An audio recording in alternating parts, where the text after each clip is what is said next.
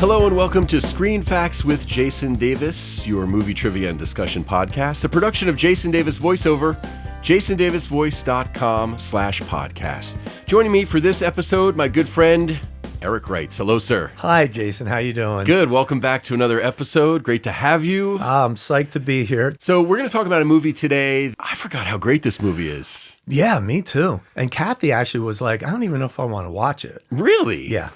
And then when we started watching it, she was riveted. It's like, yeah, all in, right? This is a great movie. Yeah. The Truman Show, released June 5th, 1998. Wow. Yeah, almost 30 years. That's crazy. We're getting old, man. I know. It's just time flies. And SAR's one of our favorites, though. yeah, Jim Carrey. Mm-hmm. The movie holds up very well, too. Sometimes Yes. movies, over time, they lose their impact. Right. Well, I think it's because this is just such an important storyline. You know, the idea of a person living a life, but unknown to them that it's a TV show. He's adopted by a corporation that decides to raise him Right. in front of cameras. One of the things that I read a lot in preparing for the podcast was that, this was sort of the precursor to all the reality TV that followed. Yeah. Well, yeah, you think about it. A couple of years after this movie, we had like Big Brother and Survivor. And then, I don't know, about 10 years or so, Jersey Shore came out. Oh, yeah. Even before that, The Real World on MTV was Yeah, the first one that I remember. And I mean, there's all these different things. And this is a little different, though, because he unknowingly is being watched by all these people. I think a lot of those shows, there's not a lot of reality to them, if we're being honest. Right. You know, I think they manufacture a lot of the drama on those shows. Yeah. And in this, it was really more of like people being allowed to be a fly on the wall to this guy's life. Yeah. But he doesn't realize he's on a set that's like a giant town, which is Right. amazing. Yeah, it was. Yeah, that whole idea that at the beginning they're saying, you know, this is one of only two structures in the world that you can see from space. Right. And it's like, yeah, and the graphics to it were just really cool how big this place was. Honestly, the idea of the movie is very cool and very interesting. Oh, yeah. When it was first being put out there, it was more of a really dark story. Yeah. And a lot of paranoia, and obviously it didn't turn out like that. You're talking about the original idea that the writer had. Yeah. When you bring in someone like, you know, Jim Carrey, even though he won Best Actor in the Golden Globes, he wasn't even nominated at the Academy Awards, right? He should have been. Yeah, he should He's have been. phenomenal in Yeah. this. And I read that, and then when, you know, he won the Golden Globe, he did this very humorous, serious kind of speech that really, you know, screwed it to the Academy. So I had to watch it, and I was like, not at all. This was Jim Carrey being just honest and humble and surprised that he won this. And it just reminded me of one of the reasons why I really liked him from, you know, the very first time, you know, I saw him on Living Color. Yeah. You know, Yeah. you just had the feeling that he's that kind of a guy. Yeah. I've seen him do interviews, and I've seen him give speeches at commencements for universities and stuff. He gave an incredible one. Yeah. Yeah, and he's just well-spoken. You could tell that he is into law of attraction kind of stuff where and there's a famous story that he manifested earning $20 million for a movie. Right. Like he wrote a check to himself, literally, and all that. And at this point, he was earning $20 million per movie, but he only took $12 million for this one. Kind of tough, only taking $12 million. Yeah, that's Cry Me a River, right? Yeah. No, I think he came from a very modest situation. I mean, he was homeless at one time. You know, I think we may have shared stories like that on other episodes Yeah. where we've talked about his movies. But I wonder if he wasn't nominated for an Oscar because maybe the Academy just didn't take him seriously as an actor because he was mostly known for comedies at this point. Right. This was his first real breakthrough dramatic piece. Yeah, and he said something about that at the Golden Globes when he came up and took the award. He said something like, well, I guess I can't talk out of my ass anymore. And it killed. Watching the movie, and definitely the first time I saw it, I was almost waiting for Jim Carrey-ness. You know, I was waiting for some silly faces. He still had a little bit of his physicality. Right. But he was really just building and showing that this character has grown up to be a nice, decent, happy person. I was fine with him being a little animated. Yeah. You know? I wonder if, like, do you think that's because in the context of the Truman Show, it's sort of like a utopia. I mean, he's living in this perfect world with the perfect wife and the perfect best friend, and just everything goes his way. They protect him. They keep him from all the shitty stuff that goes on in the real world. Right, exactly. Which is also very interesting. Well, yeah, we can get into the ways that they, kept him there. But yeah, I definitely agree with you. And there's some very just interesting things like, the name of the place is Sea Haven. Yes. Well, close to heaven. I could just look at, that's true. That's Sea Haven, heaven. Also, the name of the director who created the whole show, his name is Christoph, Christ off. So there's obviously a lot of biblical stuff in here. There's a lot of discussion you could have about free will versus predestination. I just found so much of that very interesting. His name, Truman, true man. He's the only one in the whole thing that is living what he thinks is a real life. Everybody else is actors. Yeah. Oh my God, how cool is that? Yeah. And his name, Truman Burbank. Burbank. Yeah, Burbank is like right outside of Hollywood, right? There's definitely hints. Yeah. And you were talking about Christoph. He literally plays God.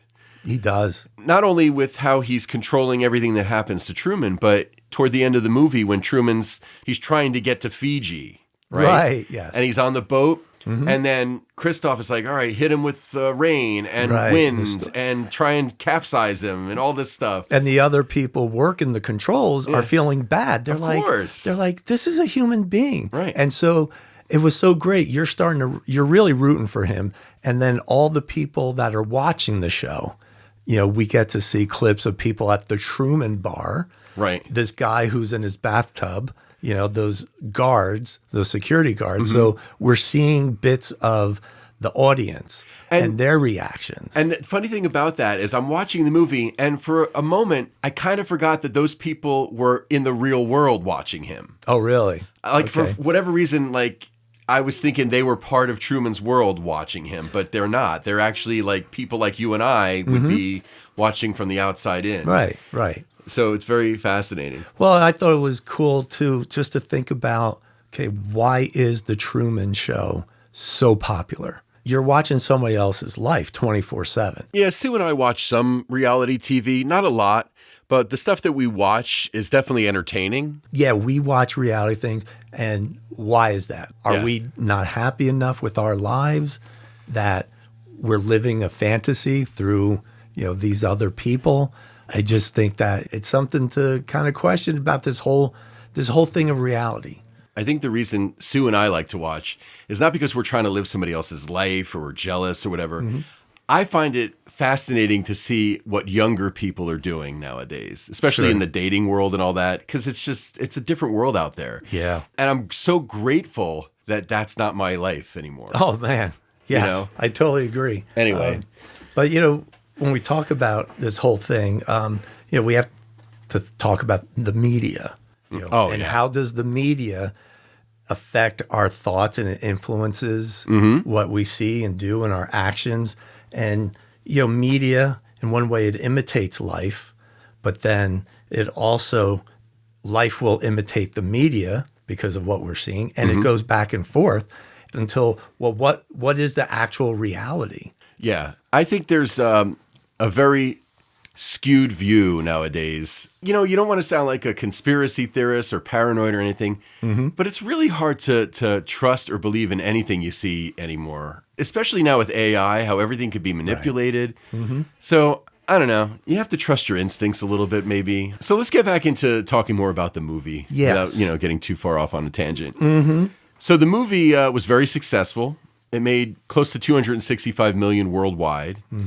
The cast is phenomenal. We talked about Jim Carrey, of course. Laura Linney is so good as his wife. It's great because she plays a nurse.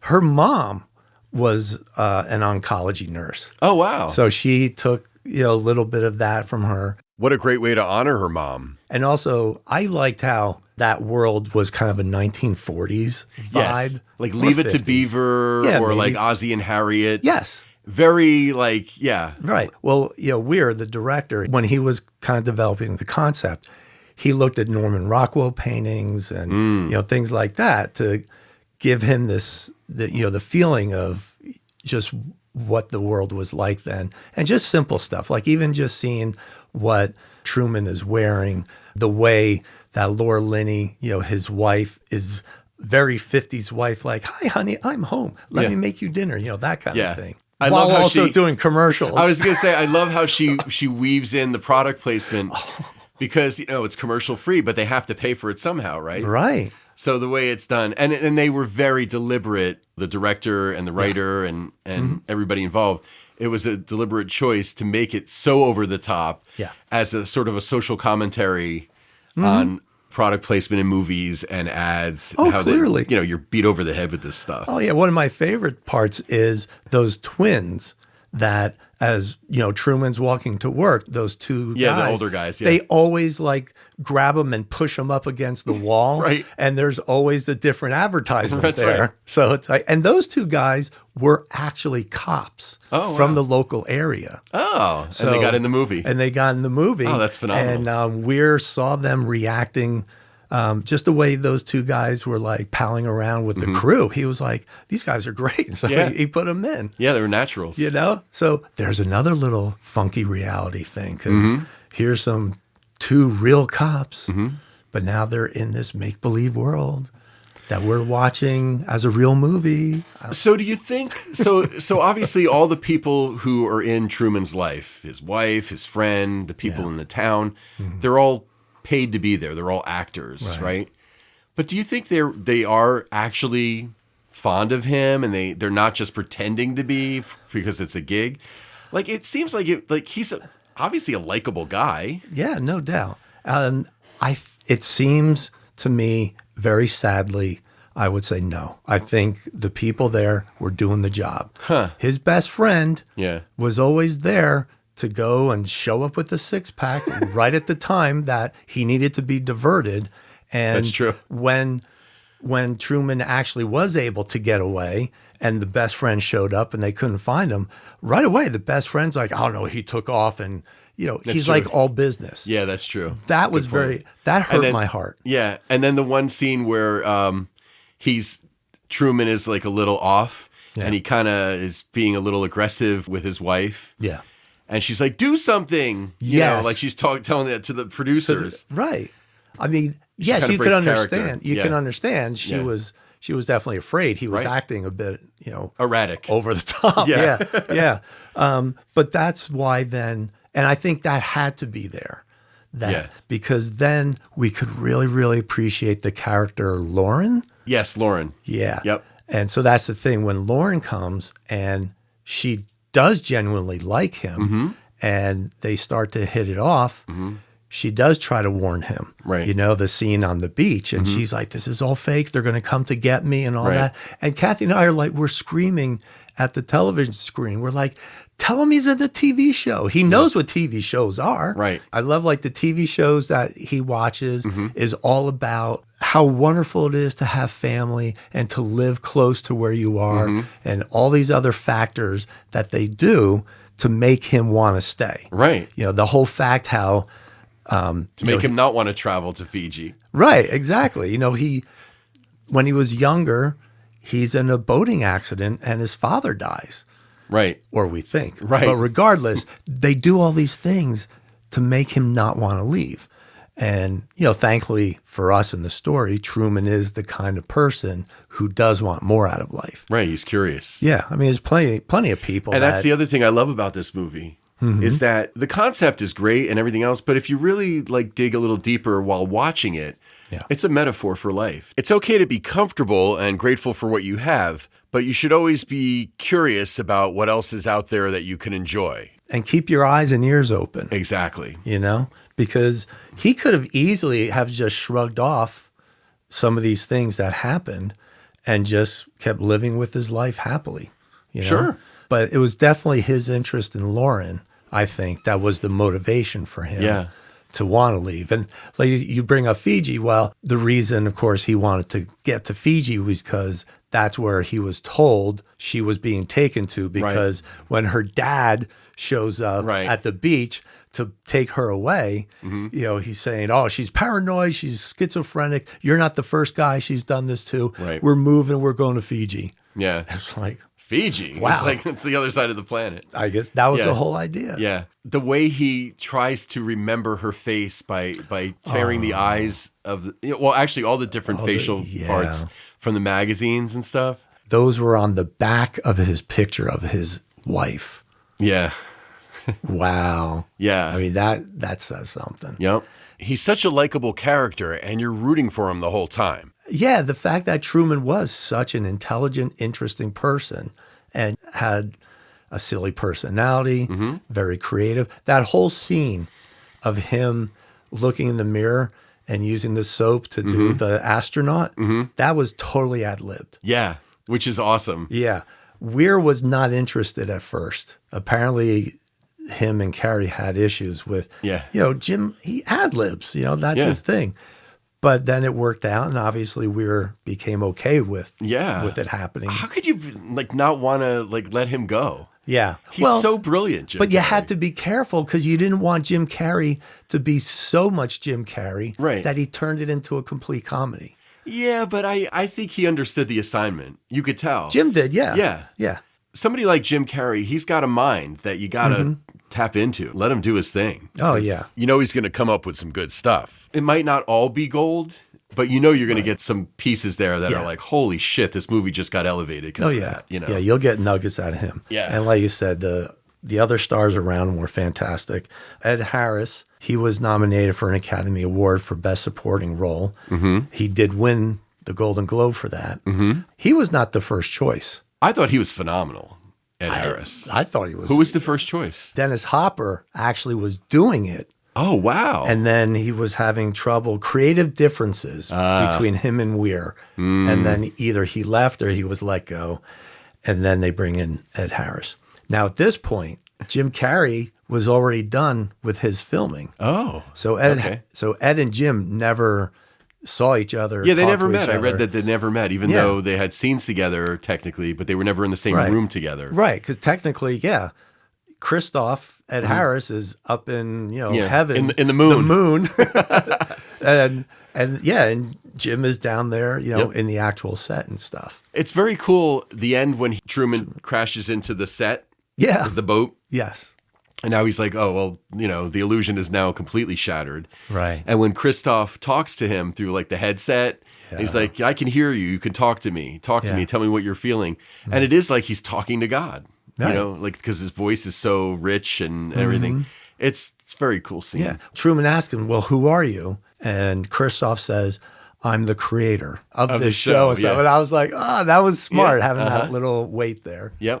Very, very good. I mean, of the show, but he literally creates everything that happens Oh, yeah. to Truman, pretty much. Yeah. Well, they had to steer things. Yeah. And the fact that all these actors were so good at diverting him earlier in the movie, you don't really recognize these little diversions because, Truman's living his life, but there's still some of them, particularly like those two guys that push him up against the wall every day. Yeah. But then as Truman starts to question, and I love the things they came up with. Like the first thing that we see of things starting to kind of crack is that light falling from the sky. Yes.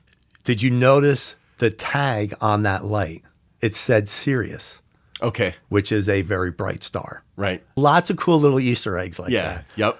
I liked how there was in Truman's kitchen vitamin D pills Okay. because There's no real there's sun. no sun. Right. So he's on vitamin D, So Makes sense. Lots Yeah, of there's these little probably things. you could probably watch this movie over and over again and see something new each time. Mm-hmm. And to be honest, I've only seen this movie maybe a couple of times. Yeah. Not because it's not awesome. Maybe it's just because when it comes to Jim Carrey movies, I love the goofy stuff. Yeah. I've loved pretty much Right. everything I've seen him in because he's just so good. Yeah. When they were talking about some of the possible other actors, I think one of the reasons they went with Jim Carrey is because his face, he can be so innocent looking, but then as things are happening and he's starting to question and he's kind of going off the edge, he looks crazed. Yeah. And he's so good at doing that. Yep. And then when he's in the water, finally sailing away, and he gets to the end, I mean, he almost died, Yep. you know, and now his face is like a completely different person. Like he's matured somehow. He's gotten peace now. I just give him props, and I'm so glad the Golden Globes recognized all that. Yeah, none of it really means anything at the end of the day. Right. But when you see somebody really go outside of what you expect of them in a movie, like he does in this, you kind of want to see him be recognized for that. I like that the director, Peter Weir, he had an entire backstory kind of explaining how the whole thing started that we don't actually see in the movie. We don't know. It's never referenced in the movie. Right. I think that probably contributes to how good the movie is, that he came up with, you know, how Christoph created the show, Truman's childhood that we don't see, you know, the network, all that kind of stuff. So that's great. Some of the other just like fun facts. This was shot in an actual like community down in Florida just to get that like, you know, Rockwell all-American aesthetic. Yeah. They added front porches and little white gates all over the place. So the very, very end, when, like you said, he reaches the edge of the stage and then he's walking. I like that scene, the way it was just the cinematography of like a very large chunk of the sky that's just painted. And he's walking along the horizon, comes across the steps, finds the door, and then that's when Christoph, you know, tries to talk to him. And he just turns around and says his catchphrase that I said every morning. Good morning. And in case I don't see you, good afternoon, good evening, and good night. And then he bows. Yeah. And walked out. Yep. I was like, what a perfect ending. Yeah. Absolute perfect ending. It's amazing. We're having this conversation and we're talking about the same actor that did Ace Ventura. And talked out his asshole. That's right. But that just shows how great Jim Carrey is. Exactly. So thank you, Jim Carrey, for doing this. And thank you, Peter Weir, for like seeing beyond Jim Carrey's obvious, you know, comedic talent and bringing him in on that. But sometimes little tastes of comedy when you're presenting something that makes you think and makes you question the life you're living or what's going on in the world or whatever. Yeah. Comedy helps that go down a little easier. And I think that's a good thing. So.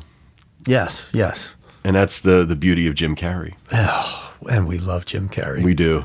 Big fan. Well, I'm glad we watched this for the podcast. It's a great movie. This is one I think I'm going to revisit again sooner rather than later because it's great. It's a great movie. It's riveting. It's fascinating.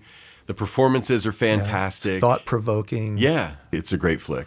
Yeah. Well, thanks so much for doing this episode, and thank you for listening. Please follow us on social media so you know when we release a new episode. It's ScreenFactsPod on Instagram. You can reach out to us via email, screenfacts@yahoo.com. And if you want to find out how you can support the show with a donation or by buying merchandise, you can do that at jasondavisvoice.com/podcast. Screen Facts with Jason Davis is a production of Jason Davis Voiceover. We accept the reality of the world with which we are presented.